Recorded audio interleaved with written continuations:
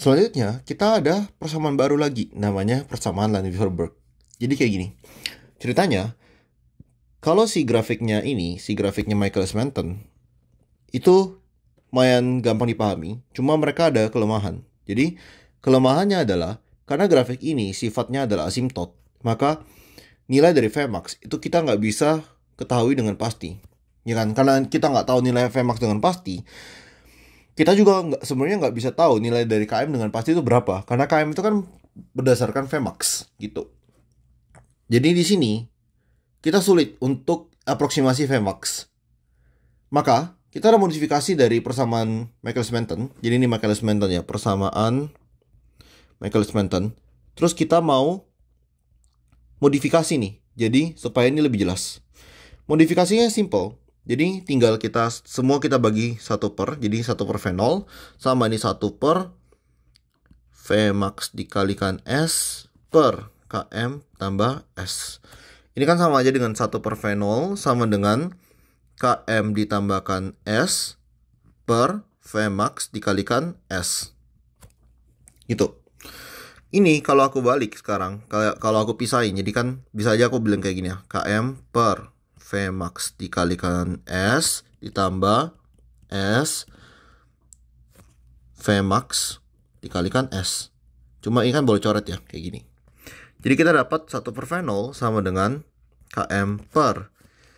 Ini mungkin aku pisahin ya, S-nya aku pisahin di sini. Jadi kalikan 1/S ditambah 1/Vmax. Kalian sadar nih bentuk apa? Kita akan dapat persamaan linear, yaitu Y sama dengan MX plus C. Jadi kan ini persamaan linear.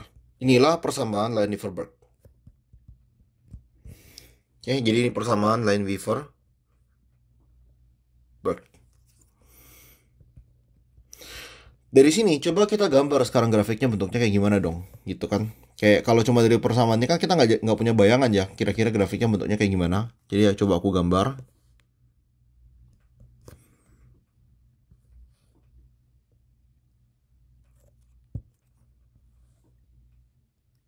Kayak gini. Ini ada sumbu Y 1/V0, sumbu X-nya 1/S gitu kan. Kita ada grafik nanti modelnya seperti ini. Nah, mungkin biar lebih jelas. Nah, gitu. Nah, jadi ini juga kita ada signifikansi. Kenapa kok kita harus pakai bentuk grafik yang seperti ini? Jadi, kalau misalnya kita mau tahu ya, nilai Vmax dan nilai KM. Kita mau tahu nilai Vmax ya. Nilai KM. Kita bakal jauh lebih gampang untuk ketahui itu pakai persamaan Lineweaver-Burk. Kok bisa? Coba ya, ini.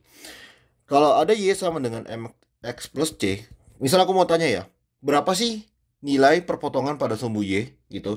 Kalau perpotongan pada sumbu Y, itu kan berarti ada suatu nilai nilai X-nya itu 0 dan nilai Y-nya adalah sesuatu kan. Sedangkan kalau perpotongan pada sumbu X itu adalah nilai nilai X-nya sesuatu tapi nilai Y-nya 0, ya kan? Seperti ini kan. Maka kita coba dulu misal perpotongan di sumbu Y dulu ya, misalnya gitu. Jadi perpotongan sumbu Y gitu. Y sama dengan MX plus C. Kalau misalnya perpotongan sumbu Y, X-nya sama dengan 0. Jadi kita bikin X sama dengan 0. Maka Y sama dengan M kali 0 berapa? 0. Y sama dengan C. Alias di titik Y itu sama dengan apa? C di sini apa? 1/Vmax. Maka perpotongan pada sumbu Y itu menunjukkan nilai Y 1/Vmax.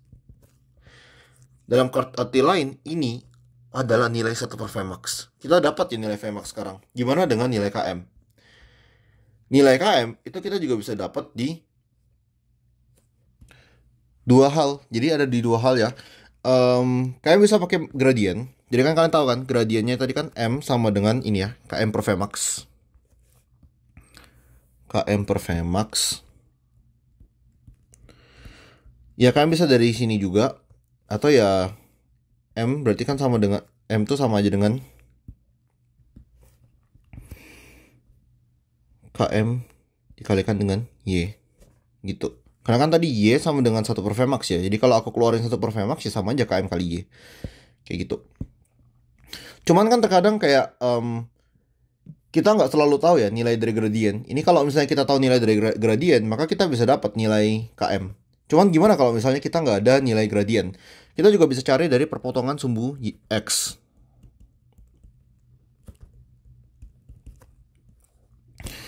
Sekali lagi, Y sama dengan MX plus C, di mana X sama di sini sekarang berarti Y sama dengan 0 ya. Nih, Y sama dengan 0.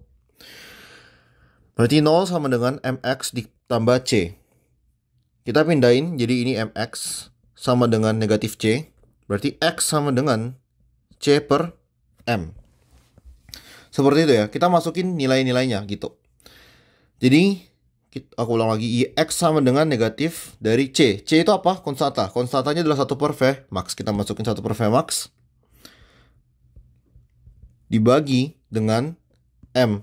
M-nya apa? KM per Vmax. Jadi KM per Vmax. Jadi X sama dengan negatif dari 1 per Vmax dikalikan dengan Vmax per KM.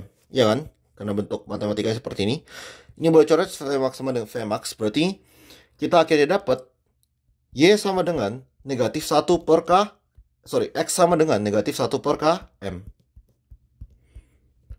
Maka di sini kita ngedapatin bahwa pada sumbu X ini adalah negatif 1 per KM.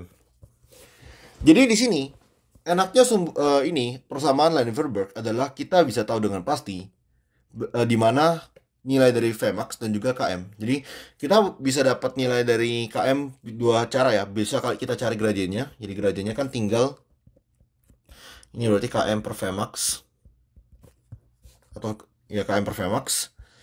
Di sumbu X itu ada negatif 1 per KM. Di sumbu Y kita ada 1 per Vmax. Kayak gitu. Jadi ini adalah bentuk dari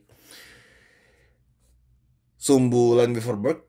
Terus misalnya kalau misalnya kita mau bikin itu ya, comparison, misalnya kita ada beberapa enzim dengan sifat yang agak beda-beda. Coba kita tulis di bawah sini ya.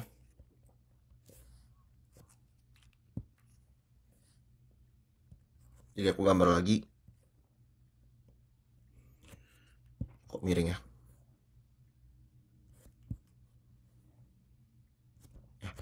Terus jadi misalnya kita ada enzim yang kayak gini. Ini susah banget gambar lurusnya. Kayak gini, nah terus habis itu misal ada enzim yang kayak gini.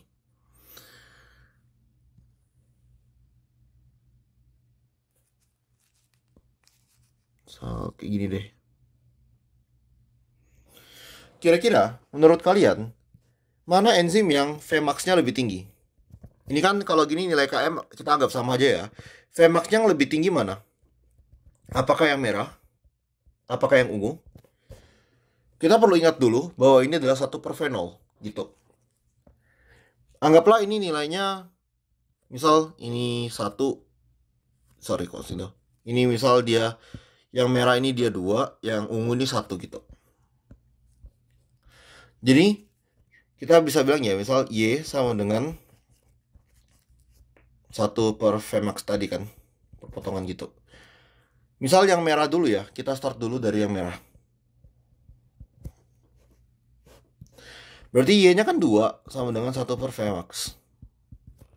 Vmax-nya berarti sama dengan 1 per 2. Berarti Vmax sama dengan ya 0,5. Sedangkan kalau misalnya ungu, ini angkanya aku bikin sembarang aja, tapi kalau misalnya di data asli nggak mungkin nilainya kayak gini ya. Belum tentu nilai kayak gini maksudku. Kita ulangi lagi, Y sama dengan 1 per Vmax. Dia Y-nya sama dengan 1 berarti 1. Ya kan gitu, berarti 1 per Vmax. Vmax sama dengan 1 per 1. Berarti Vmax sama dengan 1. Perhatikan bahwa ungu, ya, Vmax ungu itu lebih besar daripada Vmax merah.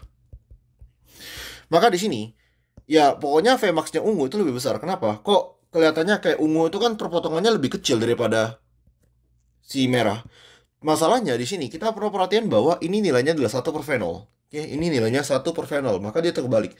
Justru semakin dia mendekati 0, nilai dia akan semakin tinggi. Oke, kalau misalnya dia semakin jauh dari nol, semakin tinggi nilai perpotongan di sumbu Y, maka Vmax-nya juga semakin kecil. Oke. Nah, sekarang misal kita ada enzim satu lagi kayak gini.